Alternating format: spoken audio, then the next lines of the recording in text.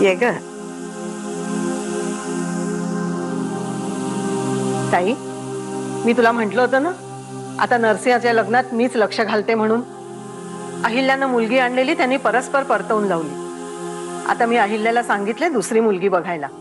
त्याचा कान पिळून त्याला लग्नाला उभी करते की नाही बघ. तसंही मी काल बोलले त्याच्याशी. काही झालं तरी नरसिंहाला लग्नासाठी तयार करीन, हा माझा शब्द आहे. आता तुझ्यावरच आशा आहे ग बाई सगळी. केलं तर तूच काहीतरी करू शकशील. अहिल्याचं नरसिंहाचं कधी पटलं नाही. खरं म्हणजे ना, तो कुणाचंच ऐकत नाही बघ. असा कसा ग इतका हेकेखोर झाला हा? तू आता सगळं माझ्यावर सोपो आणि निर्धास्त राहा. नरसिंहा लग्नासाठी कसा नाही म्हणतोय ना, ते बघतेच मी. आता तू काय जादू करतेस तेच पाहायचंय ग बाई. या वागणे काय काम काढलं? काम असं नाही आत्याबाई, पण तुमच्यासाठी एक आनंदाची बातमी आहे. आपण मग लवकर सांगा ना, वाट कसली पाहताय? नरसिंह साहेब लग्नासाठी तयार झालेत. म्हणजे त्यांनी मला स्वतःच सांगितलं तुम्हाला ही बातमी सांगायला.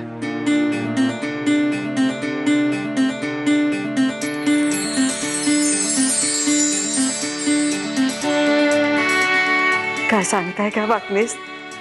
खरं सांगताय ना? अहो खरंच आत्याबाई, मी खरंच सांगतोय.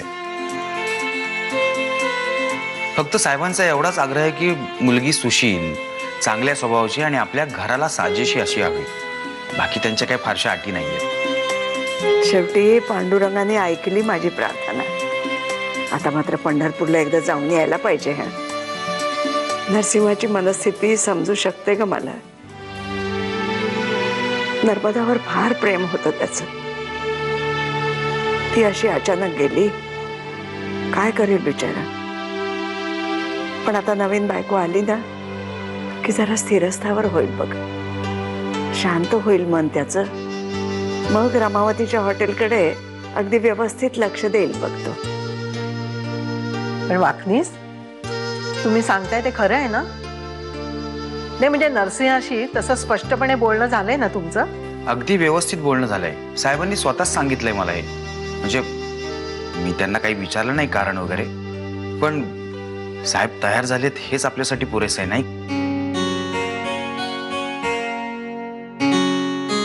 रेणू, अगं असं नरसिंहाच्या मनाविरुद्ध मी त्याच्या लग्नासाठी मागे लागले नसते ग. पण भवानी माईचं भाकीत आठवलं की जीव अगदी घाबरा घुबरा होतो बघ. तिने सांगितलेली मुदत संपत आली होती. मला काळजी हीच होती, आता मुलगी आणायची कुठून? आणि मुलगी सुद्धा अशी जी नरसिंहाचं कवच असेल, त्याचं रक्षण असेल. कुठून मिळणार अशी मुलगी? कवच म्हणून तिने नरसिंहाचं रक्षण केलं पाहिजे. त्याला खूप मोठी मजल गाठायची. खूप मोठं व्हायचंय ग माझ्या नरसिंहाला.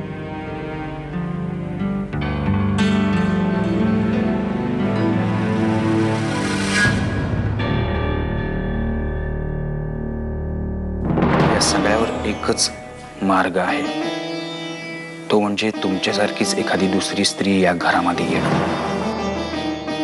आत्याबाईचा हट्ट एवढाच होता की भाऊजींचं लग्न झालं पाहिजे आणि लग्न करण्याचं फक्त नाटक करायचं होतं, खरोखरचं लग्न करायचं नव्हतं. पण जानकी, एक गोष्ट लक्षात ठेव, जर का यापुढे तुझ्यामुळे आत्याबाईंना काही त्रास झाला ना, तर या घरातलं तुला कोणीही माफ करणार नाहीये. आत्याबाईंच्या समाधानासाठी आपल्याला हे लग्नाचं नाटक करावंच लागणार आहे. पण वाकणीस काका, असं नाटक करायला कोण तयार होणार आहे? मी पाहिली एक मुलगी आणि काल साहेबांशी बोललोय मी.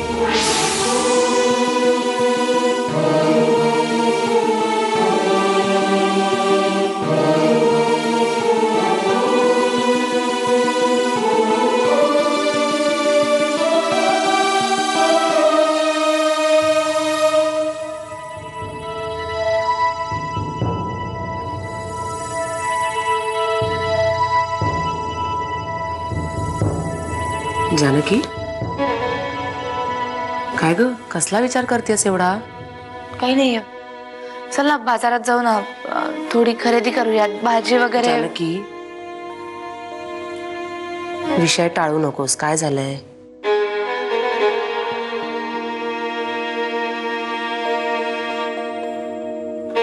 जानकी,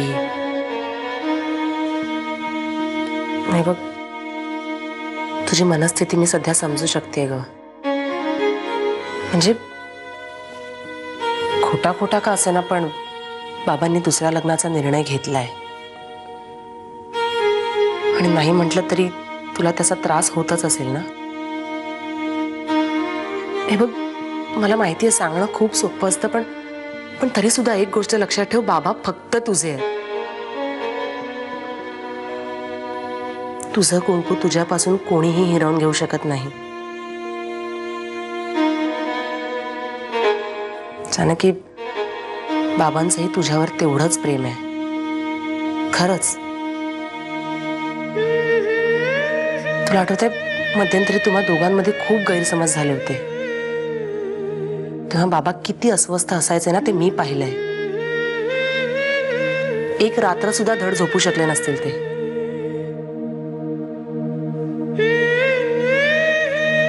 आणि आत्ता सुद्धा त्यांची मनस्थिती तुझ्यापेक्षा फार वेगळी नसेल, मला खात्री आहे. तू फक्त एकाच गोष्टीवर विश्वास ठेव की तुझ्यापासून कोणीही लांब जाणार नाहीये.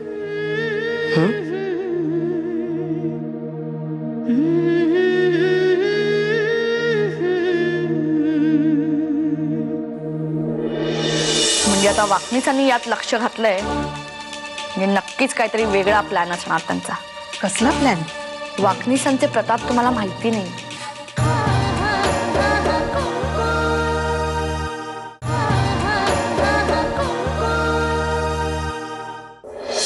अहो आत्या, काय सांगताय तुम्ही? भाऊजी लग्नासाठी तयार झाले? म्हणजे काय? आणि विशेष म्हणजे आपल्याला जास्त कष्टही घ्यावे लागले नाहीत. अहो पण आधी कष्ट घेतलेत की आपण.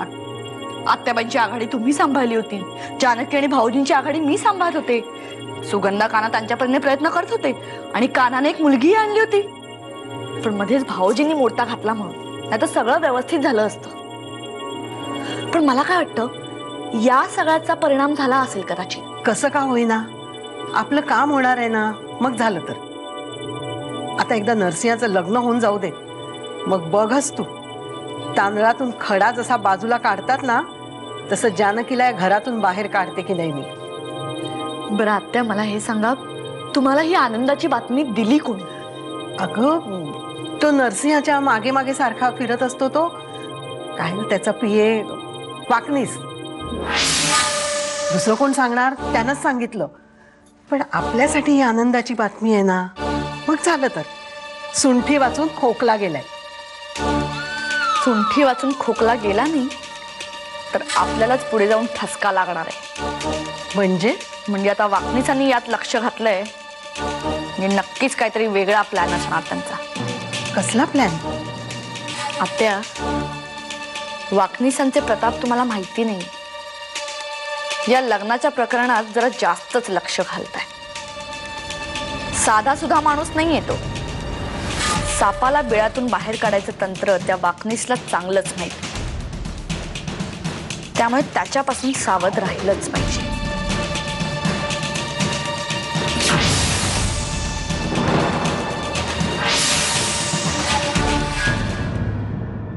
नमस्कार. नमस्कार. गरिबाची आठवण झाली आपल्याला साहेब. काय सेवा? काय करवे साहेब, युगंधराबाईंकडे होता तेव्हा काय थाट होता तुमचा. आमच्या विरुद्धची कारस्थानं अगदी अभिरुचीने करायचा.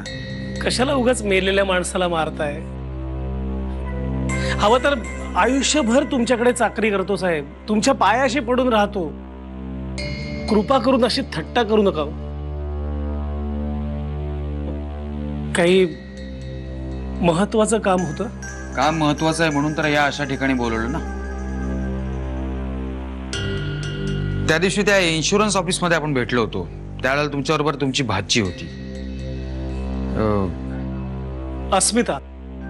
अस्मिता काळे, माझी बहीण आहे स्नेहा राजापुरे, तिची मोठी मुलगी. 1.5 वर्षापूर्वी अपघातात तिचा नवरा गेला. बिचारी अजून नाही सावरलेली. साहेब खरं सांगू का, वैधव्य हा खरंच खूप मोठा शाप आहे हो. समाज आणि नवऱ्याची आठवण सुखाने नाही जगू देत अशा बाईला. खूप बिकट अवस्था झाली तिची. तिचं काय करावं हाच मोठा प्रश्न आहे माझ्या पुढे. कर्वे, तो प्रश्न मी सोडवतो असं तुम्हाला म्हटलं तर? म्हणजे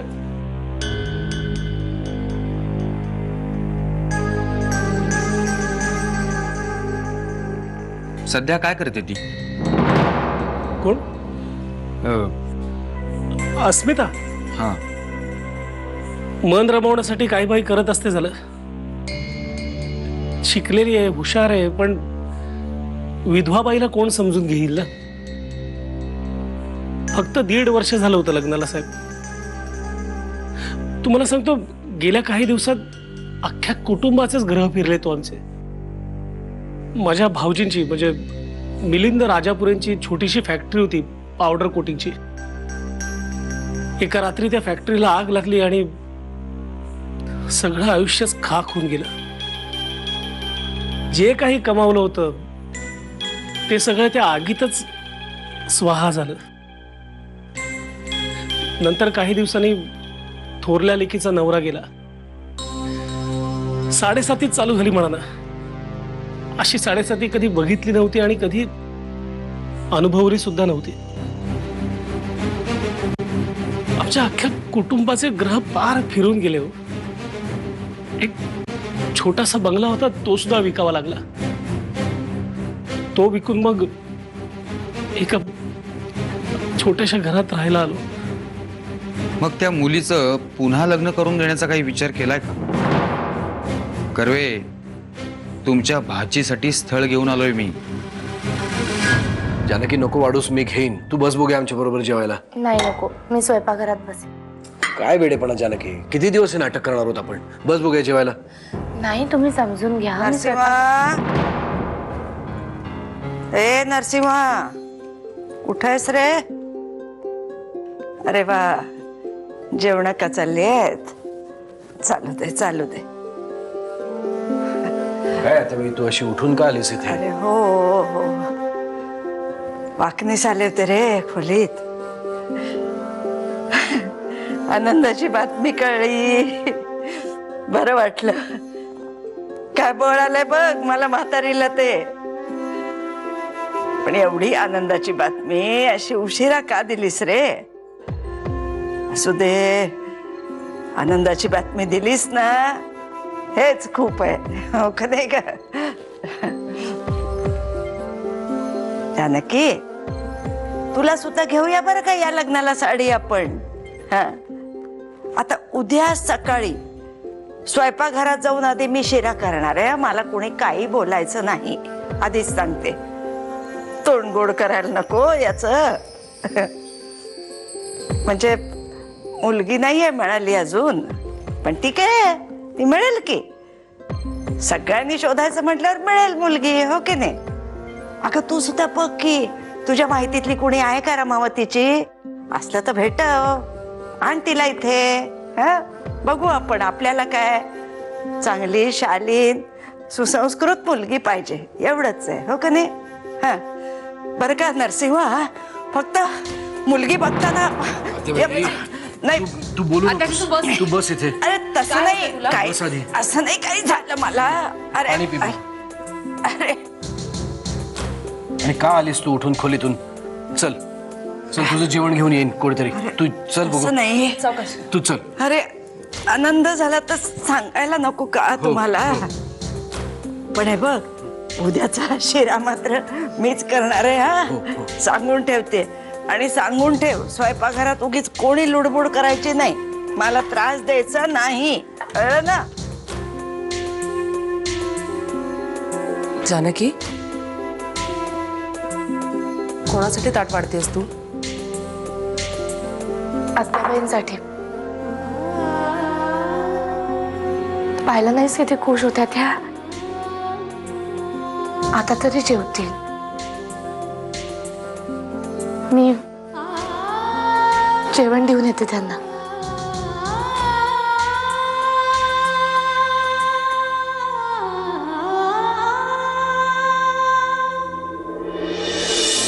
मला असं कळलं की भाऊजी लग्नाचं नाटक करायला तयार झाले. मुलगी शोधावी लागेल ना? बरं, बघितली असेल तर ठीक आहे, पण शोधायची असेल तर मला सांगा, मी शोधतो.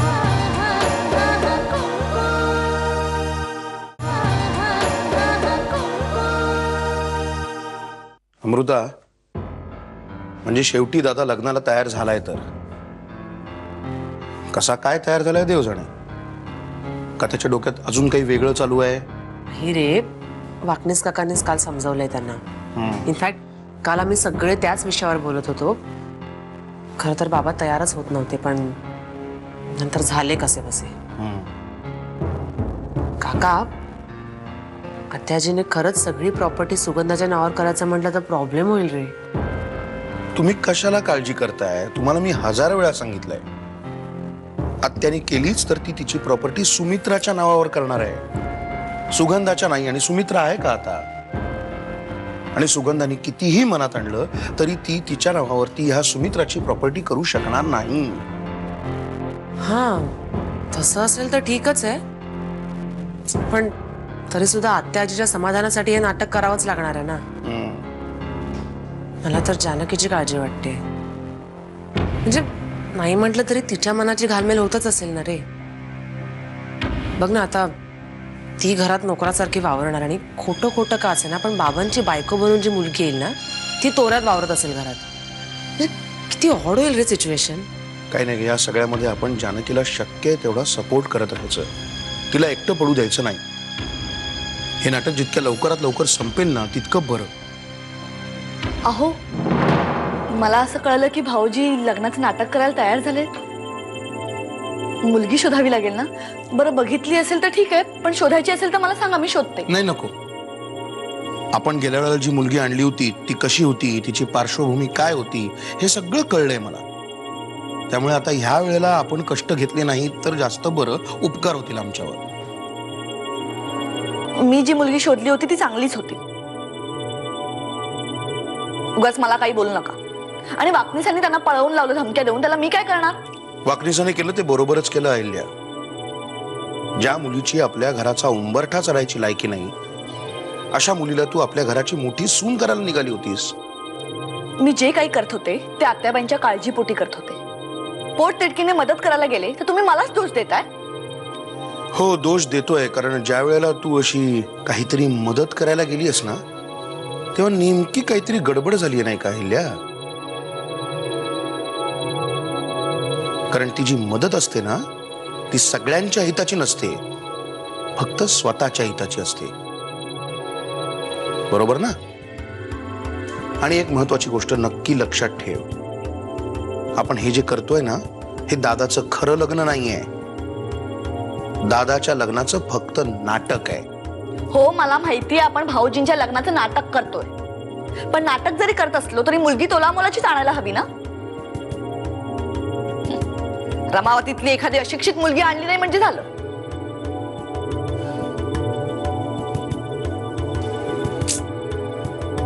वामन काका, जाऊ दे ग, ही काहीही बोलेल तरी जानकीचं महत्व कमी होणार आहे का? तुला माहिती नाही कशी, सोडून द्यायचं.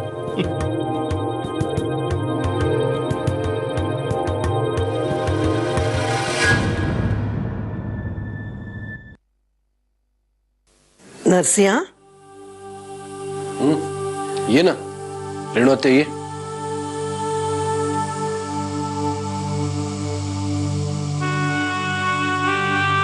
मला तुझ्याशी बोलायचं होतं.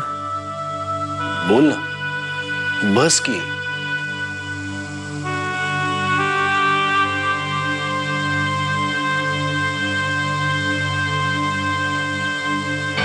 काय ग, बोल. तू लग्नाचा निर्णय अचानक कसा काय घेतलास? म्हणजे काय?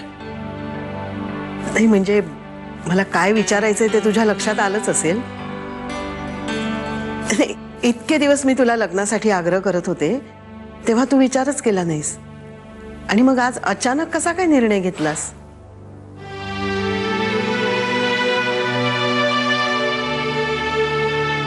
रेणू आत्या, मुळात मला ही कल्पना अजिबात पटली नव्हती. राधेबाईची कालची अवस्था बघून राहवलं नाही मला. त्यातून तू सुद्धा समजुतीच्या 4 गोष्टी सांगितल्यास मग असं वाटलं सगळेच जण म्हणतात तर त्यात काहीतरी अर्थ असेल. आणि मला खरं खुरं लग्न थोडंच करायचंय. जानकीची या घरातली पोझिशन तशीच राहणार आहे.